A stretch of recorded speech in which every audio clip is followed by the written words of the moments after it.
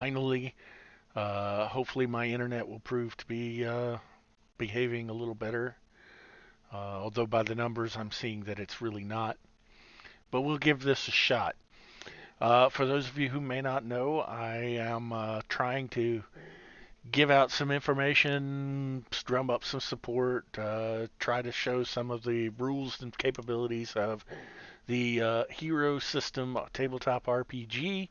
I use 5th edition rules. I am aware that there is a 6th edition out. That is the current edition. But I don't have the books for that, so I'm going to work with the 5th edition rule set.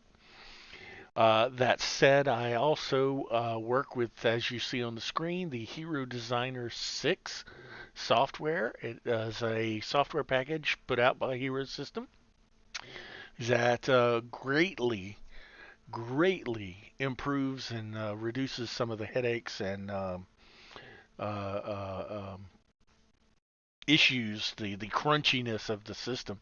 It really just all around speeds up character generation and helps with that. You still have to kind of know what the system, how to work with the system, which is again why I'm putting out these streams, these videos.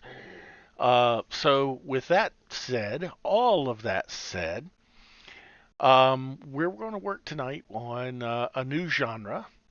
I've worked with fantasy in the past with normals, no meaning normal characters, normal level people, and I'm going to start working on some of the other genres tonight. And the one in particular I've decided to try to work with is science fiction, because who doesn't like science fiction? Um, in particular, I'm going to be working at trying to make up a couple of races, new species of aliens out there for a science fiction campaign, like one of our all-time favorites, one or two of our all-time favorite games. And I see I am dropping a lot of frames. There, it bounced back a little bit. Hopefully, that wasn't too bad watching the stream. I hope that doesn't become a regular thing. But anyway, getting back to what I was saying, I'm going to go ahead and name the settings that I'm mainly thinking in terms of, and that would be things like Star Trek, Star Wars, um, I would say Firefly, but Firefly only involves humans, so tonight's episode working with alien races isn't going to be too applicable there. But other ones would be to simulate some other RPGs that are out there and their alien races. Um, Wondergoon, howdy. Let's make a Vulcan. I wasn't going to mention them specifically, but yes, that's what I'm going to start off with. So that said, to make our favorite green-skinned alien race, we start out new character, 5th edition rules, and we're going to stick with heroic level. All right. Now, making up the race and the template for the race, bottom line starts out just like making a character. So that's why I've started making a character. All right. So the best place to usually start is characteristics when you're designing a new race. Hello, little gamer zero. We're talking about the Hero System tabletop RPG tonight. You're welcome to join in. Trying to show some of the nice versatility of the system. And so getting back, we're making up a character kind of like the Star Trek Vulcans, which, let's start out, they're stronger than humans, and 10s in these top sets of stats are normal human. 20 would be normal human maximum. And these bottom sets of stats are called figured stats down to running. So stun and up to PD here are figured stats. They're figured from these tops where the 10s are, that are the base stats. Okay, base characteristics, I guess, would be the more appropriate term. So Vulcans being somewhat stronger than humans, let's just go ahead and give them a 15 strength to start out. Now, manual dexterity wise,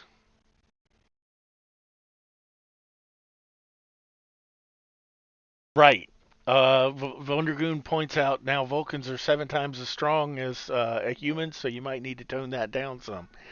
That is 100% correct. I wasn't aware that they were listed as 7 times stronger than humans, but that would put them with like 15, 20, yeah, 25 starting strength. So they would be already at base level far exceeding even the maximum human strength. So I'm going to start them out with a 15. That makes them twice as strong as the normal human. Okay. Dexterity wise, I'm going to say they're about normal human dexterity. I never saw Spock really doing any acrobatics or anything like that, right? Or any of the other multitude of Vulcan type characters. Their constitution should likewise be a little higher than human. I don't know about double, which every 5 points doubles. Um, and their body is one of 2 types of hit points in the system. I always like to express it as when you run out of body, you are dead. When you run out of stun down here, you are unconscious. So there's 2 types of hit points in this system, body and stun. So I'm going to increase their body a little bit too, and of course their intelligence should be improved, as should their willpower a little bit. Okay, I'm going to leave the rest of their stats pretty much alone, because those starting characteristics already put quite a chunk of their points on the table just to get the characteristics to be our favorite green-blooded, pointy-eared aliens out there. All right. So the next tab over would be skills. Now, when you're building the race, you've got to think in terms of, oh, Vulcans should have this skill and that skill. But the thing you've got to ask yourself is that innate to the race, or is that due to their training? And in most cases, I would have to say that's due to their training. So I'm going to leave skills off because that would be a whole different type of what we call a package deal. And that's a whole different kettle of fish.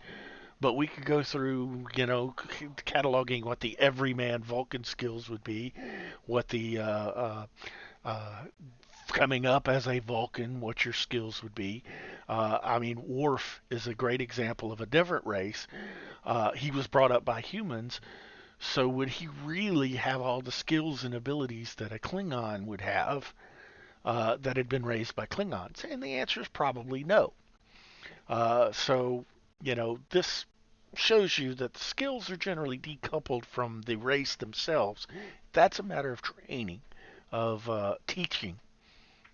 The Vulcans just tend to be very adept at teaching their young. All right, so perks. These are various perquisites, things that help the character but aren't quantifiable as a skill or as a talent.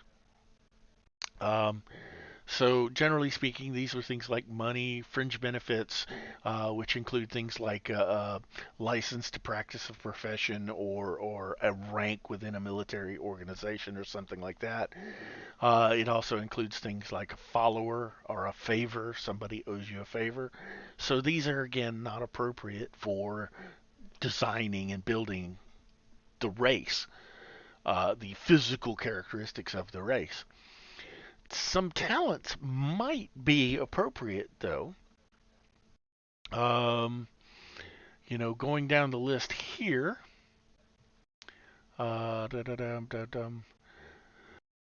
some examples of talents that might be appropriate would be one might be Identic Memory. Spock and all the Vulcans that were shown had prodigious memory capability. And eidetic memory is essentially photographic memory. You remember pretty much everything that's said and told and written and presented in front of you. But again, I have to ask, is that something inherent to the race itself, or is that due to mental training that they go through? And I'm going to chalk it up for this particular version of this race as training. They're mentally trained to remember things very well. All right. So coming on down, fearless might be uh, um, a good choice. Fearless means the character possesses such great courage that virtually nothing can terrify him.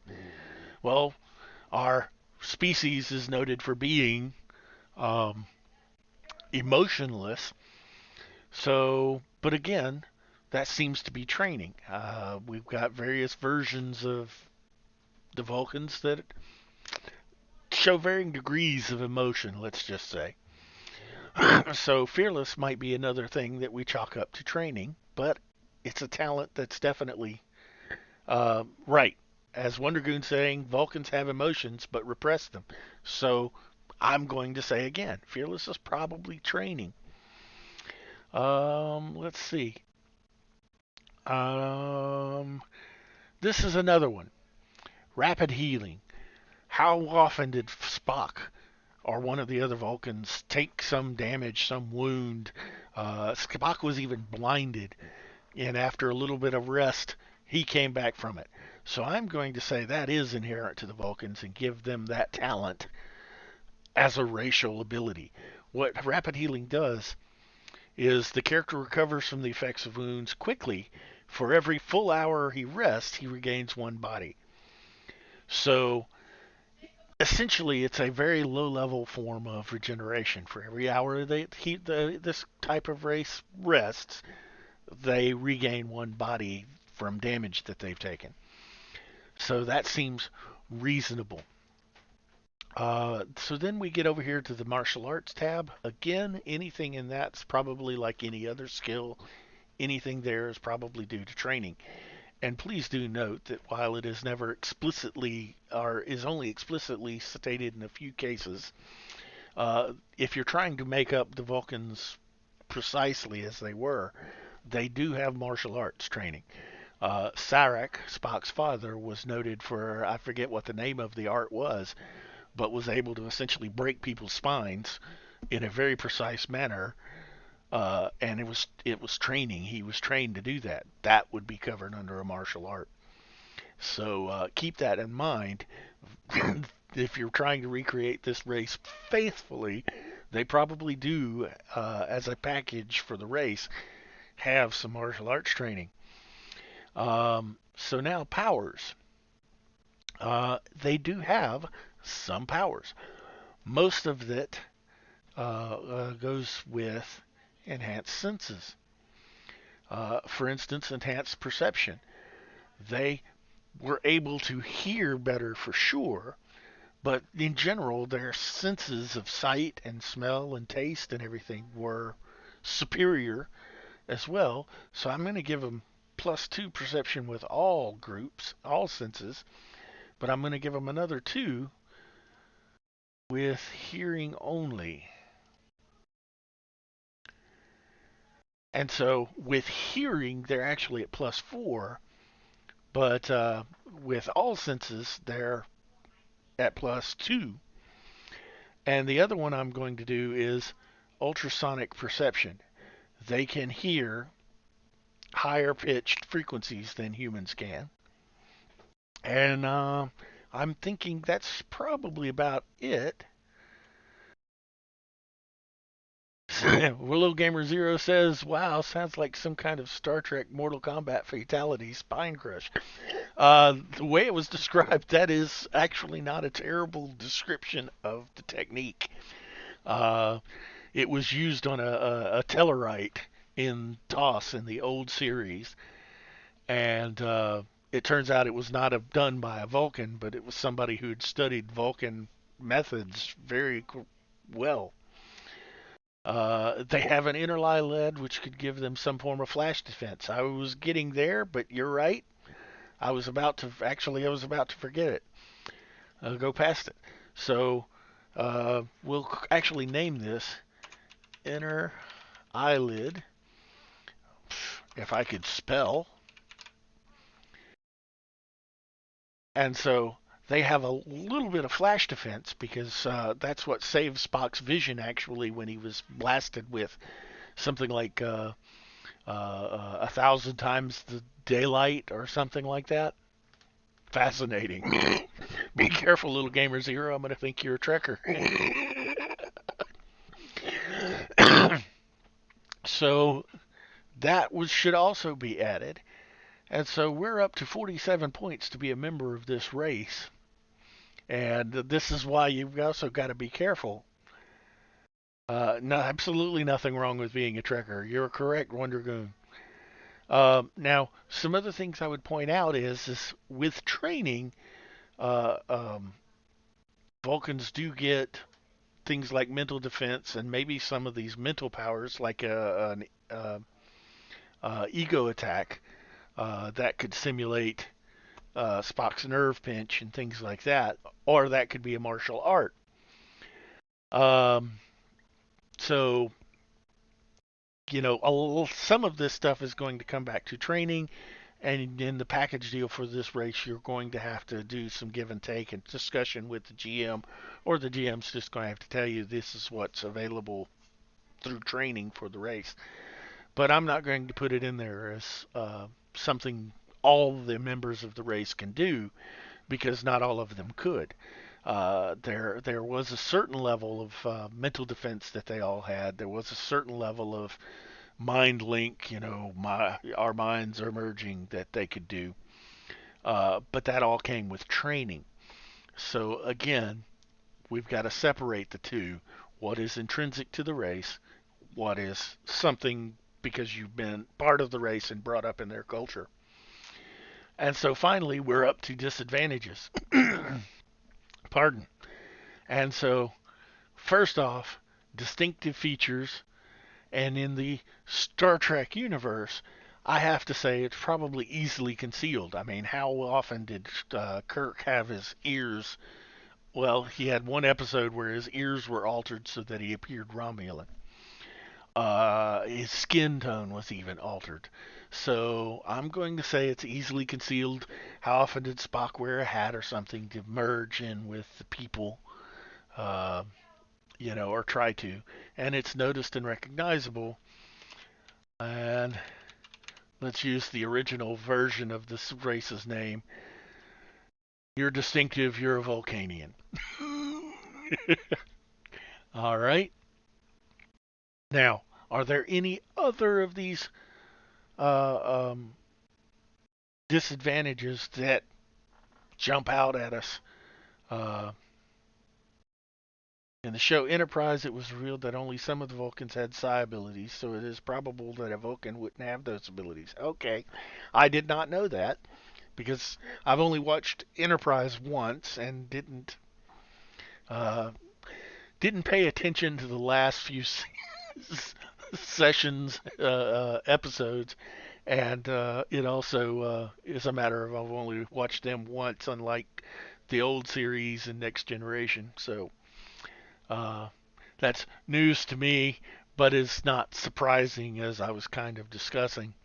Uh, a lot of what Spock mentioned about his psi abilities um, had them appearing to be trained things that he had learned to do and that he was actually exceptionally good at for even a Vulcan. So there's that. And but for the race itself, um, I don't think there's any of these others that disadvantages that actually fit as a race-wide thing. Oh, their logic. Yeah, that would be a psychological limitation, but as we've discussed, the Vulcans actually have emotions and are not just robotically logical out of hand. They actually learn to be that way. They're trained. Most of them don't have a negative reputation, and reputation here in disadvantages is that it's a disadvantage. It's a negative reputation. Um, you know, it could be argued that they do have one for being, you know, uh, uh, irredeemably logical, because that might be something that tars the whole species, whether you were trained, brought up as a Vulcan, and therefore trained in logic or not. But I'm going to say no. And then there's social limitations, which Again, they're just that, social things, so those had to be learned or earned. Um, and they didn't appear to be that unlucky or anything. They weren't as lucky as the humans were always portrayed as doing. Vulcans have a reputation for not lying. They can and do lie, but they have a rep for not lying. I was thinking that too, but would that be? I will ask your opinion, Wondergoon. Would that be a psychological limitation or a reputation? Do you think? Given you know as well as I do what reputation entails. Reputation. All right. So they are known and fairly widely uh, for not telling lies. And it's definitely not extreme, and it's definitely not known to a small group. But there we go. So this is something basically that a Vulcan may be able to tell a lie, but it would not be an expected thing because they are noted for telling the truth. In fact, it's such an intense reputation, actually, that it's amazes people when Spock or one of the others obfuscated the truth. They didn't tell the whole story to get around. They lied by omission as opposed to commission. Um, for an example of that, I would say Savick explaining to the Star Trek, the Enterprise crew about the sabos and sabotage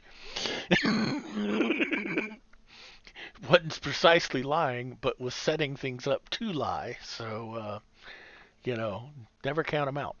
But the bottom line is for 47 points and 15 of your 75 points of disadvantages taken up, you can now be a Vulcan, and you start out as a pretty powerful character compared to a normal human, with some interesting sensory powers and some flash defense. Flash defense, by the way, um, which I need to change that. That's hearing group.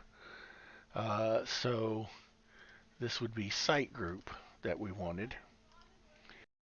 Flash defense, flash attack is a sudden burst of light or sound or something like that that stuns the particular sense that's targeted. And so a sight group flash would blind you for a time being. And what flash defense does is it reduces the amount of time that your sense is stunned, is lost. So Vulcans have this ability to not be blinded for as long by a sudden blast of light. Um, and there we have it. Now we could play around with this if we didn't want 47 of the 150 points taken up just to be a member of this race. Um, we might adjust some of this a little bit. Maybe they're not in your universe. This type of race is not quite as strong, or something like that. But other than that, we've pretty well got this down. And so now we can come in and let's see, what do we have to do? Uh, Save as a template. Please enter the name for this template, Vulcan. And then it should come up and ask me where I want to save it. And I've got to go through my systems, all my uh, subfolders. So sci-fi, races, and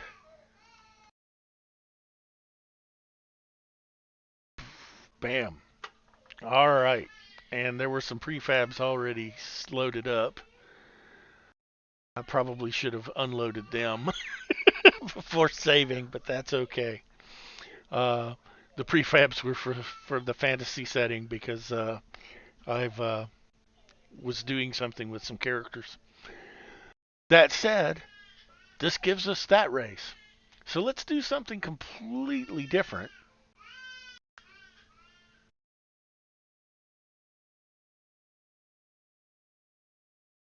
Oh, okay. No, I don't want to save the character. I've saved it as a template. I don't need to save the character. Let's do another type of character race that's done in other settings. Let's do an avian type race. All right. And so for an avian type race, their strength is probably going to be about what a human is. Their dex, let's make it a little higher. And let's give them a little bit more dex than the average human. Let's knock their constitution down because, generally speaking, to fly, you're going to have to be light.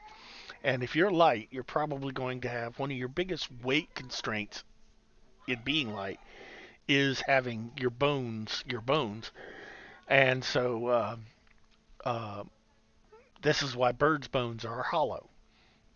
Now, that doesn't have to be the case because bats' bones aren't hollow, but they are frail and thin compared to a lot of other similar type sized mammals. So either way you go, your structural integrity, your hardiness is a little bit reduced, as is your body. Okay? And we'll leave the intelligence and ego to where they are. Uh, and pretty much everything there. So already we're seeing quite a bit of difference on this. This type of race only has 1 point above normal humans in characteristics and everything.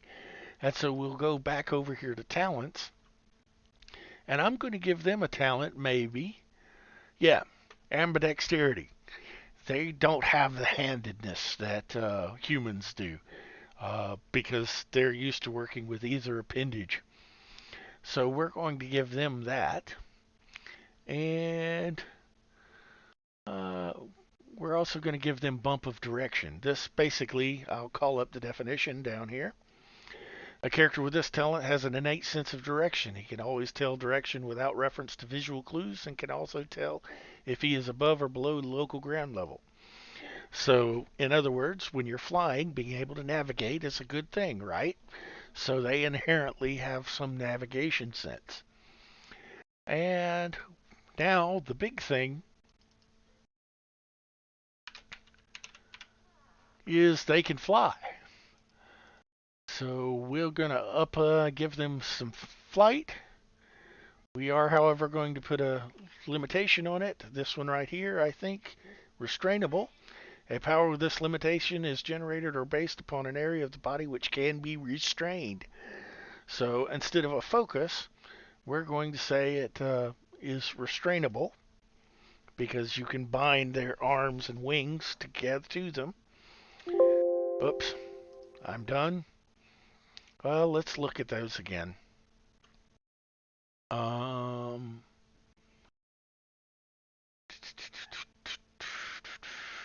yep, that's pretty much it there. And so there we go with that. We're also going to give them some enhanced senses. We're going to give them +3 with sight because when you're up in the air above ground, unless you fly right along ground level for some reason, you probably need sharp eyes to see what you're hunting on the ground, right? So we'll just go ahead and call that eagle eyes. Use good old earth terms. And we'll come over here to disadvantage now. We'll give them distinctive features. Now theirs, because they have wings stretching out underneath there, are on their hands, we're going to say that's not concealable. It's noticed and recognized. And we'll call them avian Dorians. I'm being real imaginative about my names tonight. And we're actually going to give them a vulnerability of 1.5 times the body damage to wings. Wait. Any attack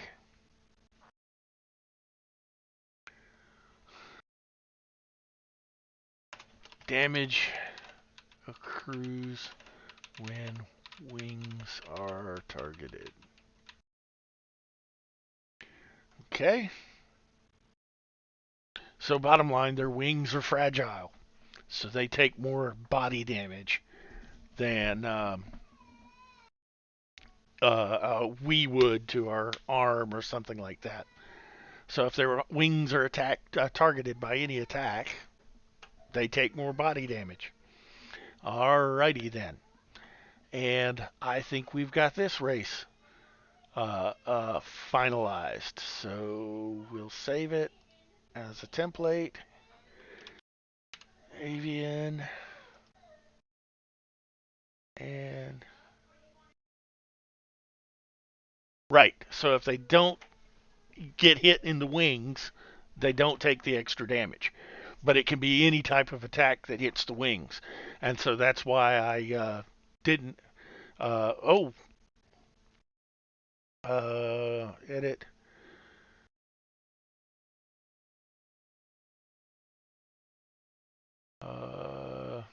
Would that work? No, I'm going to leave it at uncommon. Actually, I'm going to put it up to common because their wings are fairly large. So, yeah, there we go. The reason I did that was, again, I changed it to common because their wings are large. So I would probably judge something to the effect of there's a chance that it was the wing that was hit anytime anything from the arm through the stomach was hit. And they could take extra damage from that, primarily to disable the wings. But you get the idea. So, any other questions, comments, dirty looks? Man, my grandson is unhappy about something upstairs. I didn't click the multiply button?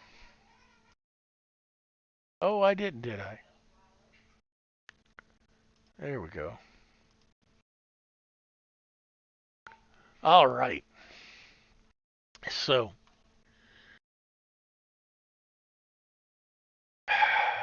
dang it.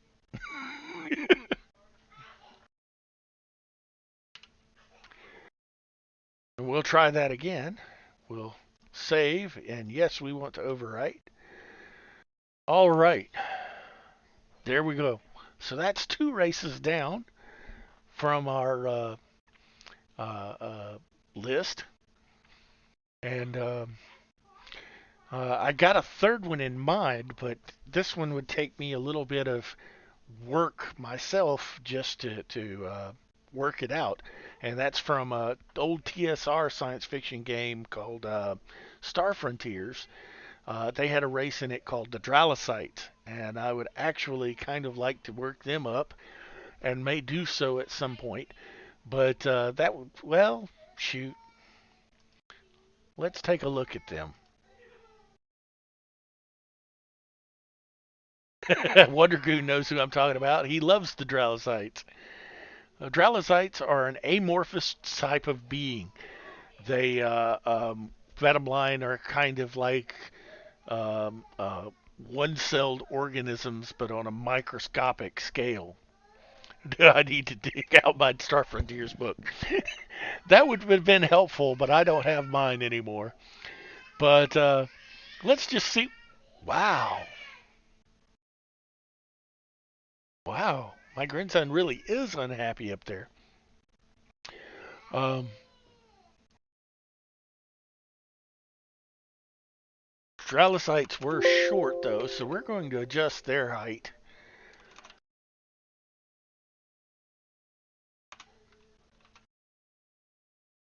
To 140 centimeters.